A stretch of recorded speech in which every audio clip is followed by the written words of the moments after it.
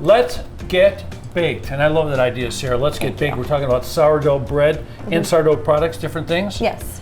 She teaches folks how to do it too, so give us a lesson here. Okay, so we're gonna make a loaf of bread. The first thing that we're going to do is you're going to measure out your water for the bread. And it's going to be 320 grams. Does this have to be a certain temperature? Warmer water will help your dough proof faster. So you do want to go for warmer water. What's next? Next, we're going to go ahead and add in the starter. And this is nice active starter that I fed this morning. And you're going to clear that out. And okay, so now we have weight again. So what, how much are we putting in? We're going to do 190 grams. Look at that, that's gooey. So how old is this starter? This I created this starter myself about 2.5 years ago. You're a creator. I did. So now we're gonna go ahead and mix it, and you wanna mix it until all of the starter is nice and incorporated with the water. You're taking the goo out. Yeah, making it nice and milky looking. Okay, so now the next step. Next step, I already measured this, is you're going to add in 550 grams of flour. So you've already pre-measured that. I did, and I like to use bread flour, personally. So there's a difference between these flours. There is. There's bread flour and all-purpose. I prefer bread flour. Okay. And then 15 grams of salt. I'm gonna go ahead and add Salt's that a big deal, huh? It is. You need it for sourdough bread. Right. And then we're gonna go ahead and mix this all up until it's nice and incorporated. So how many loaves of bread do you think you've made so far in your life? Hundreds, close to 1,000 maybe. Yeah.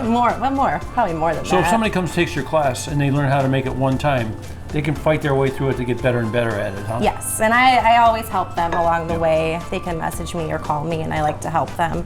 So I tell people you can go ahead and mix with the dough whisk until it's nice and incorporated. Sometimes you gotta go ahead and get your hands in there. Yep. That's the key, to get all of the ingredients nice and mixed up. And then I just go right on in.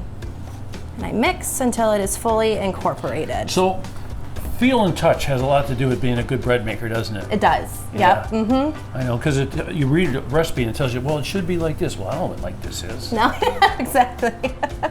I like to get it nice and incorporated here. You want all those ingredients in. Okay, so when you get this together, what happens next? Then the next step is we are going to cover it and let it sit for 1 hour. During that time, all the gluten and everything is going to start forming and bonding all together. 1 hour, and now it's time for exercise. We are. Stretch and pulls? Stretch and folds. Folds. Stretch and folds, okay. So what we're gonna do is after the dough has sat for an hour, you're going to take your dough and you're gonna stretch it up and fold it over itself. And the reason why you do this is because it is going to start forming lots of gluten bonds in your bread, and that's... So you're creating that chemical reaction. Yep, exactly. Pull it up, and then this is one set of stretch and folds. After that, you're gonna cover it and let it sit for half an hour, and you're gonna do that 4 times. All right, so we did our stretch and folds, and now it's gonna be time, after it has sat for a couple hours, we're gonna go ahead and dump it out onto your counter. And this is where you're gonna shape it. You're gonna shape it, and you can put it in its little Banneton and put it in the fridge overnight. That's so like cute little cradle. I know, I love it. Okay. So all we're gonna do is you wanna make a nice tight ball with it. And I always tell people in my classes, I call this the tuck and pull.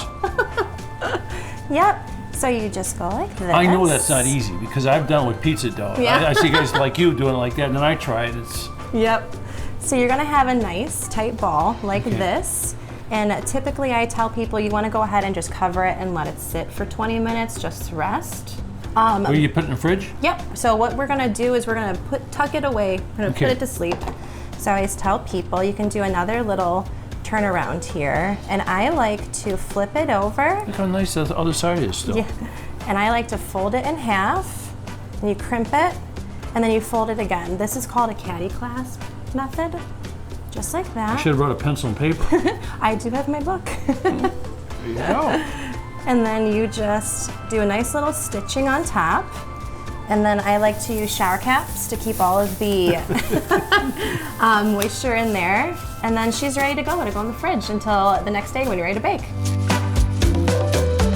So this has been sitting in the fridge.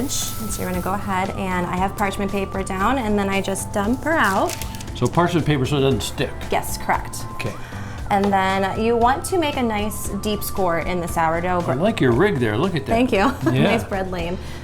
You want to make a nice deep, about 3/4 inch score. This will help release all the gases. Oh, you can see all the nice, bubbles, Yep. air bubbles in there. That's huh? all that stretch and folding we were doing. 450, huh? Yes, with the lid on. Okay, so here's the lid. Yes.